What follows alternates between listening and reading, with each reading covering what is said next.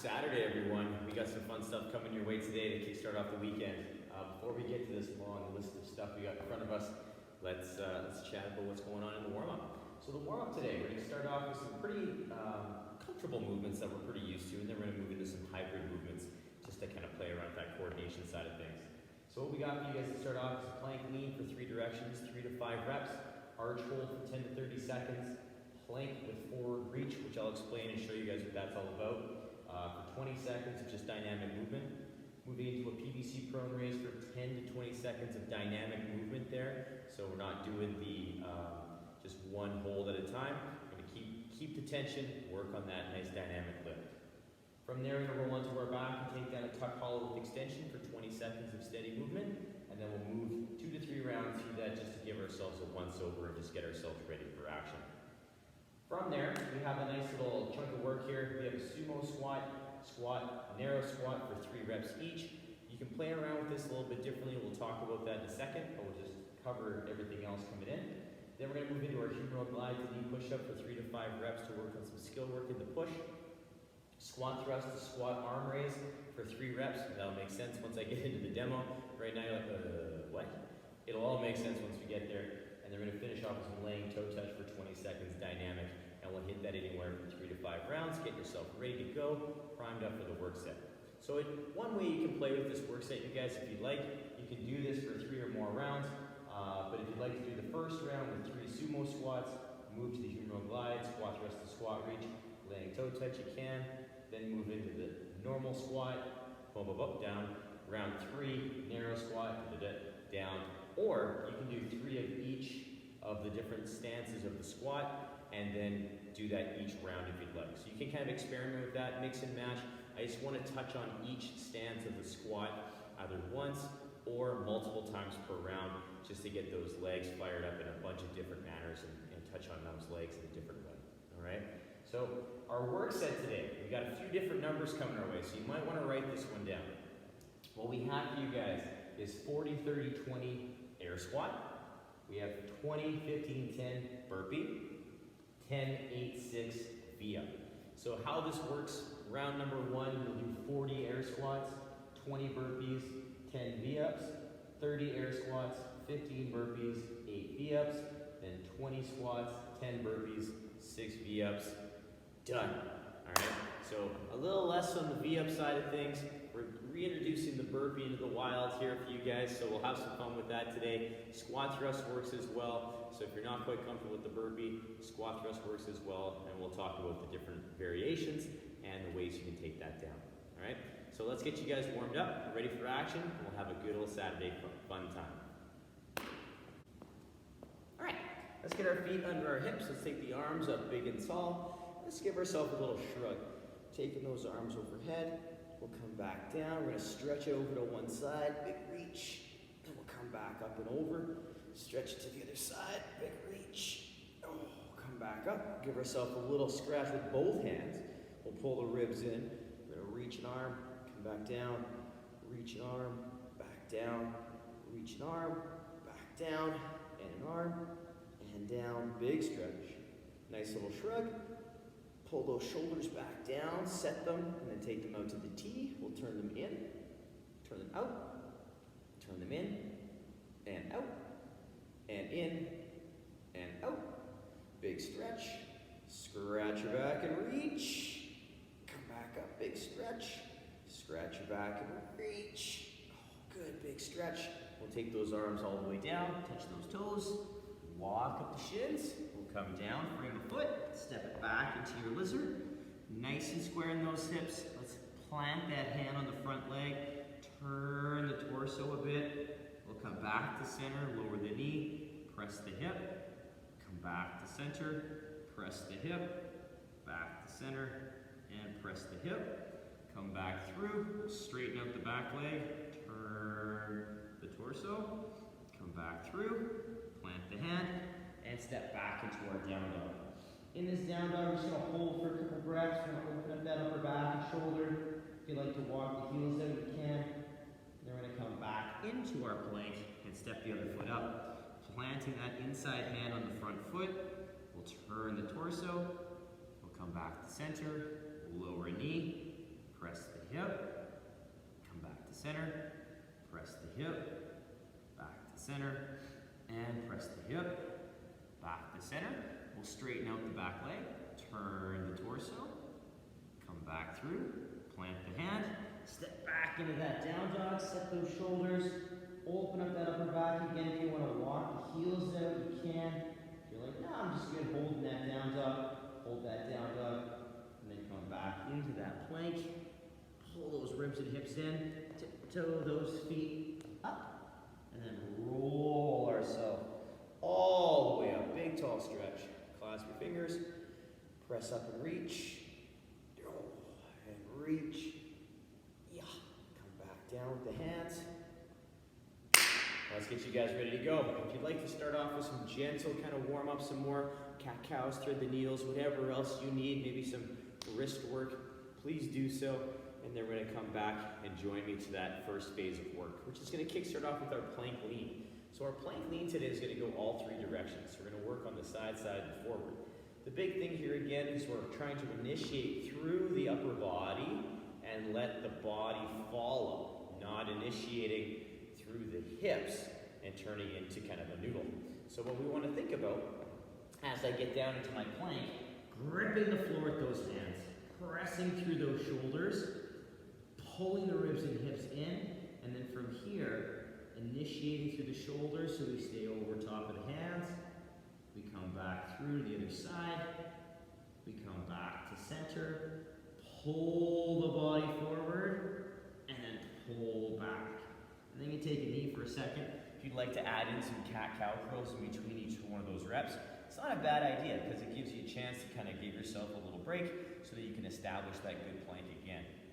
Now, big thing here, when we come through our first set of leans to the side and the side, if you need to take a moment to reassess and get that core nice and tight, all right, do so before we start to pull forward, because when we pull forward, it's super common for the body to sink, all right? So we want to make sure that when we do our lean to the side, we're staying active through the upper back, through the midsection, and we come back to center, that hip level stays basically the same position as when I'm doing my leans or my normal plank.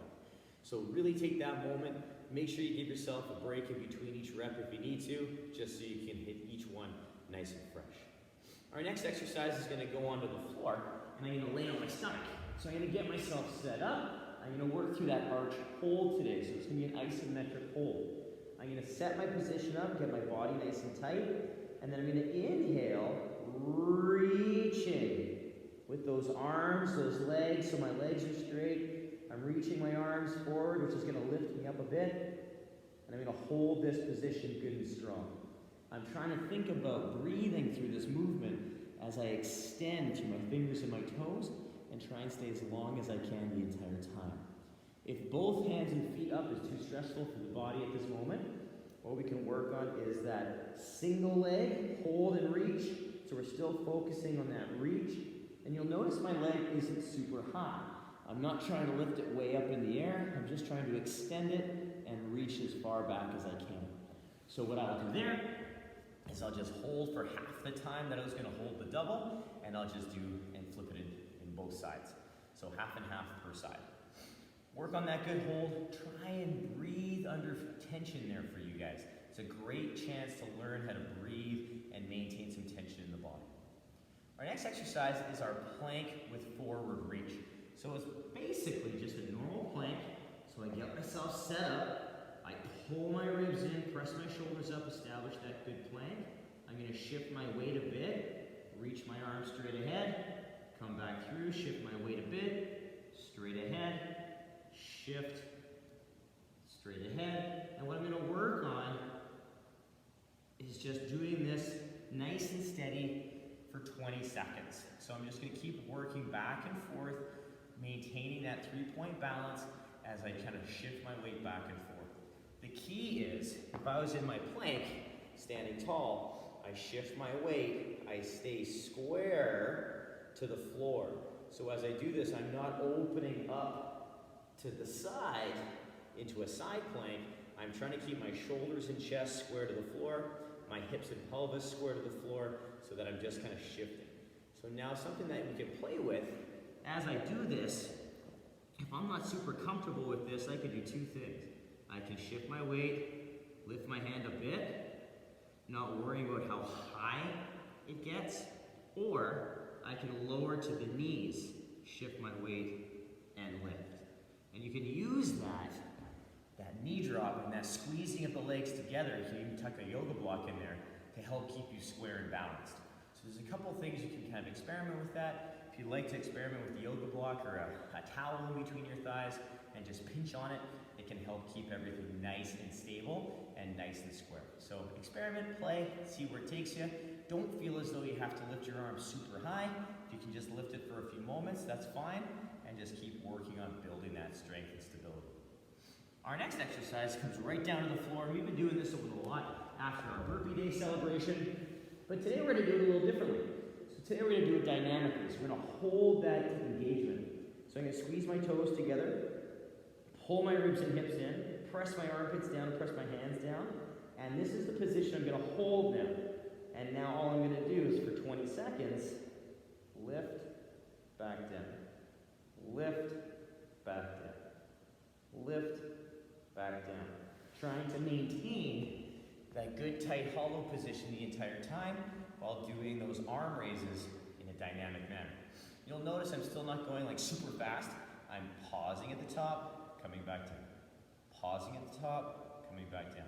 Keeping it really smooth and steady, but not rushing, because I still want to really focus on maintaining tension. Now, we have a 10 to 20 second range on that one. So if you're holding that and you're like, I feel like my stomach is giving in and I lose my hollow position, take a moment, reassess, pull it back in, and then start those lifts again. All right, because we want to make sure that we're keeping it in that hollow, in that PVC Prone Raise style, and not just a dynamic arch up, all right, which would happen if we lose that hollow. Our last exercise is our tuck hollow with extension. So we're going to flip onto our back. I'm going to reach long and tall, give myself a nice big stretch. So I can approach this two ways. I can go from this long stretch and then pull my knees into my shoulders, maintaining that tuck and that hollow, squeezing those toes, and then extending and pulling the heels to my glutes, and extending and pulling those heels to the glutes, trying to keep that compression and that shoulder and knee position really close.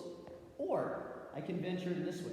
If I struggle with getting that hollow position, what I can do is give myself that big stretch. I can pull my feet up flat, press my low back into the floor by pulling my ribs and hips in. Then from here, pull my knees into my chest so I still maintain that nice hollow. And then I bring my shoulders into the equation to get into that tuck hollow position. So two different ways of getting into that tuck hollow. Neither is better nor worse. One will just give you a little bit more time to establish that good rib and hip compression. The other one is a little bit more challenging, coming right from that stretch and pulling right in. So whichever one suits you best to help build that hollow position is what we're after. So play with that for 20 seconds. I'm not looking for crazy amounts of reps. I'm looking for time under tension and a little chance to tackle those hamstrings. All right. So from here, quick recap, we have a plank lean for 3 directions for 3 to 5 reps, arch hold for 10 to 30 seconds, plank with forward reach, 20 seconds, just dynamic, kind of holding for a couple beats back and forth, knees, toes, lift it high as you need to, whatever you want to do there, take it to your level and have some fun.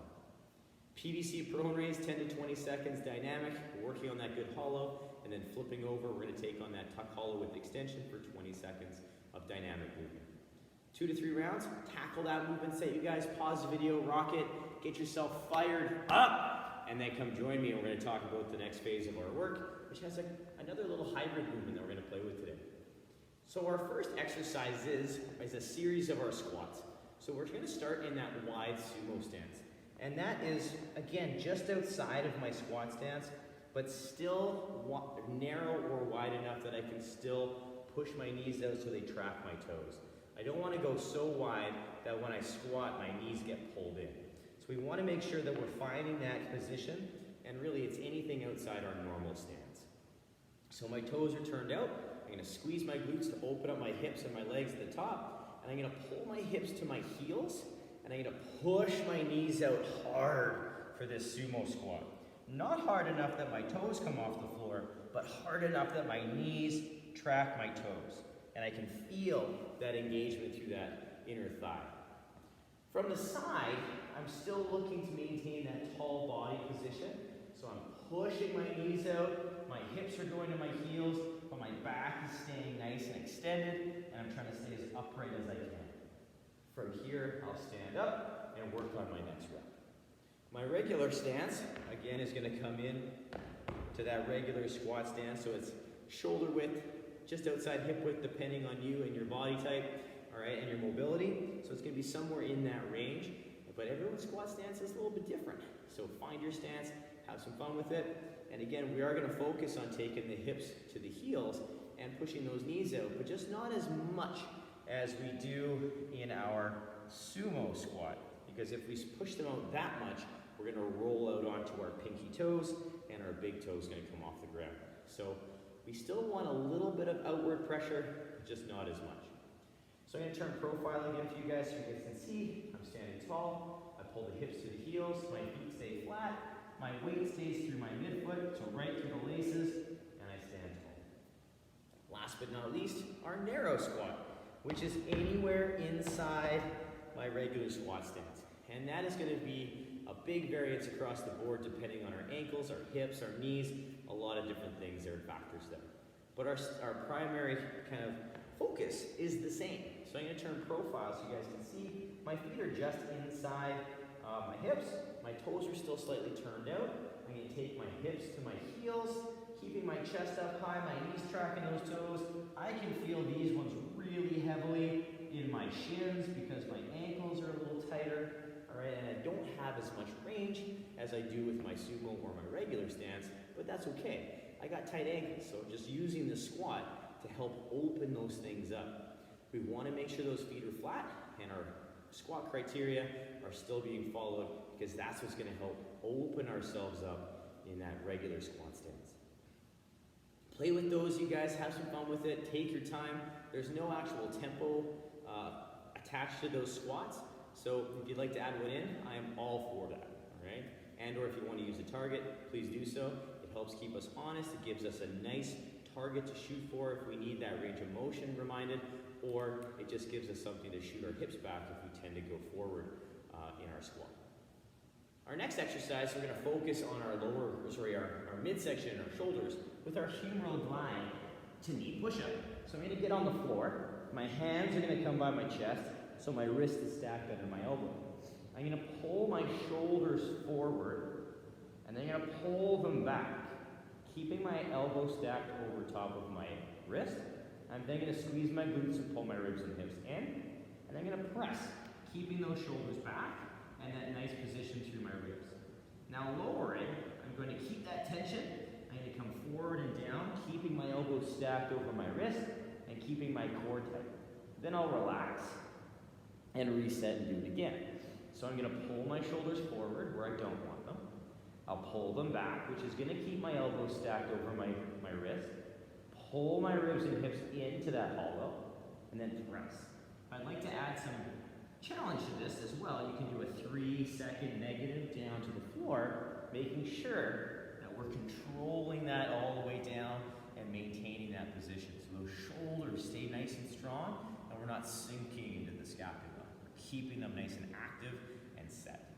Now, we talked about this before. If we struggle maintaining that hollow position when we go for our push at the bottom, we can turn this into an isometric hole to wherever we can maintain position. So the setup is the same. I get down into the floor, I pull the shoulders forward, I pull them back, I squeeze the glutes and ribs, I get tight and I press and I hold whatever position I can maintain that hollow and that good plank, and then relax. What I don't want to have happen is I press and then I snake my way up. That's what we want to try to avoid. So we want to make sure that if we can't quite get that push without disengaging and then snaking, hold that isometric hold in the bottom, maintain that tension. You can even have someone at home put a little pressure down on you so you can press into them while still maintaining that position through your core. So hold hold that isometric hold 3 to 5 seconds, release, reset, do it again, all right? Build that strength. Now, our next exercise is kind of a funky one. It's a squat thrust to squat arm raise. And what we're really trying to do here is just open up our hips and our ankles just a little bit more, and a little bit of our T-spine, our upper back. So what you're gonna do is any type of squat thrust. So you can come down with the hands, you can step back, you can jump out, you can do whatever you need to do, and then you're gonna jump into your squat stance, or step into your squat stance, and you're going to pull your arms up and your hips down into the bottom of your squat. And then you're gonna stand tall, and then you're gonna go again. So it's not necessarily how we do a burpee or how we squat, but we're gonna use this as an opportunity to help open up our hips, and you're gonna feel a little bit of pressure in those ankles and those shins when you do that jump through. Now, if you have a hard time jumping into your squat stance, that's fine. What you can work on is either jumping or stepping back, and then you can step yourself into your squat stance, pull your hips down, reach as best you can to the ceiling, hitting that good back position, and then standing with that good squat. It's gonna be tough for some. Some of you might be like, what? What are you talking about tough? That's easy, all right? But it all depends. Like for me, again, with my ankles, I can really feel that in my shins, and I can really feel those ankles opening as I pull my hips through and lift my arms up to the sky. So play with it a little bit, have some fun with it. It's just a chance to open up those hips, ankles, and upper backs a little bit more before we move into the workout. So take your time, have some fun with it. Our last exercise is gonna fire up the core really well. Again, working on our compression. We're gonna lay on our back. And again, like our tuck hollow, we can establish this position the same way. So let's give ourselves a big stretch. And then we can either pull our legs up, keeping those ribs and hips into that 90 position, arms coming up to the sky, reaching towards our toes, or you can slide your feet up, pull your ribs and hips in, and then extend them from that little tuck position. Either one works for you, all right? So what we have, our hands up, we're gonna pull our ribs and hips together. I'm gonna reach through my core to try and touch my shoelaces and roll down. Keeping those ribs and hips in, I'm gonna pull myself up and then roll back down. All the way to the shoulders touch the floor. You'll notice my arms stayed straight. We want to make sure that the arms are straight and they're not reaching and using momentum. It's not about touching your toes, it's about the compression. So don't worry about how high you get, even if you don't move very much. It's about the compression, because I guarantee you, even if you don't move very much, you'll be feeling it here pretty strong, all right? You can also play with a single leg up in the air as well instead of two, and that can help give you a foundation to straighten out that leg a little bit more. As a quick recap, we have our sumo squat, our squat and our narrow squat for 3 reps, our humeral glide to knee push-up for 3 to 5, squat thrust to squat arm reach, or arm raise for 3, and then we have a laying toe touch for 20 seconds dynamic. 3 to 5 rounds of that, take that down, gonna get yourself really good and ready. If you'd like to practice your variation of V-up in place of that laying toe touch after a couple rounds, please be my guest. Set that up for yourself and make sure you're solid there, and then we'll take you down in the work set. All right, so pause the video, practice up, get yourself ready. Let's go through the exercises in the workout. So the 3 exercises in our workout are our air squat, our burpee, and our V-up. So our air squat, we've covered quite heavily in our earlier stages of our warm-up. So if you need any points of performance there, take it back there, have some fun with that, and watch those points of performance if you need anything or a recap. So we're just looking for really good air squats here. Use that as a chance to practice to a target, for speed, whatever it happens to be for you guys. I want you to play with that and have some fun. I'll also have some different workout options at the bottom for your squat if you'd like to experiment with some, say, like light loaded squats, perhaps maybe some jump squats. Those options will be there and available for you as well. Our burpee now. We just practiced a bunch of squat thrusts to squat arm reaches, but what we're gonna do here is just show you a couple different burpee variations for you guys so you guys can see that before we go. So our first burpee variation is a full burpee. Hands come down, my knees soften. I pop my feet back, lower, press through my knees or toes, and pop up and give myself a little jump, a little clap. I can come back down, I can step lower, step up, and clap. Or any combination of those two things. I can jump back, step in, step back, jump in, whatever you'd like to do. The big thing we want to focus on are those key points of our humeral glide. So keeping that elbow stacked over top of our wrist, which you guys are really, really good at. I've seen some really good stuff here. And keeping that core tight. So something really cool to try and play with in that burpee is as I lower down, trying to let the chest and the thigh touch at the same time. Opposed to the knees touching first, try and lower down so the chest and thigh touch at the same time, and then you can press up through the knees or through the toes. We have our squat thrust options, which we practice quite a bit during our squat thrust to squat arm reach, but I'll show you again. We bring our hands down, jump into our plank, jump our feet in, little clap. We can jump back, step in. We can also step back, step in. The key thing here, you guys, like the burpee, there's a few key points we want to pay attention to. The first one, wrist under shoulder the entire time, all right? And keeping that nice tight rib and hip connection as we pop into our full plank. So we want to keep those legs strong, those hips strong, and work through that good plank position. You can mix and match the step, the jump, in any of those combinations. I just want to see a good plank and a good shoulder position in that squat thrust. Last but not least, we have our V-up. So we've been doing a lot of sit-ups and variations like so. So we're just going to do a quick recap on these V-ups. I'm going to lay on my back. I can do the full V-up, double hand, double feet. I can do a single leg V-up, try to keep my legs as straight as I can, touching my toes. I can work on a tuck up. So I bring my knees into my chest and come out. I can do a single and a single. I can do a hollow up, so squeezing those ribs and hips, coming up just a little bit, or a single, which is going to give you that really good core engagement, but just not as much hinging at the low back position. I can also work on my pike sit up, reaching as far forward over my toes as I can, or as far down my thighs as I can. I can also do a straddle sit up, where I reach between my legs, but the same kind of focus as our pike sit up, except my legs are at a comfortable straddle. And I can also do my leg toe touch. So this is a great option for you guys to slow things down in this workout and work on some really good core compression. So I know we did it in our opening warm-up, so if you're like, nah, I did enough of those in the warm-up, I like to play with something a little more dynamic, that's totally fine. But please feel free to use them. It's a great exercise to help build that core compression and that control. So play with them. There's not very many reps of the V-up variation, so have some fun with it. Play with it as you go, and we'll see where it takes us. So as a quick recap, round number 1, 40 air squats, 20 burpees, 10 V-ups. Then we have 30 squats, 15 burpees, 8 V-ups. Then we finish off the workout with 20 squats, 10 burpees, and 6 V-ups. Have fun with this one, you guys. Work for quality. Embrace the weekend. It's here. And we got some fun stuff coming your way in the next week of training. So look forward to that. We'll have some fun. Remember, if you have any questions, don't hesitate. Send them my way. We're more than happy to answer those questions and or give you any extra help that you need with these workouts. Have a great day, a great weekend. Be safe. Have fun. We'll see you soon.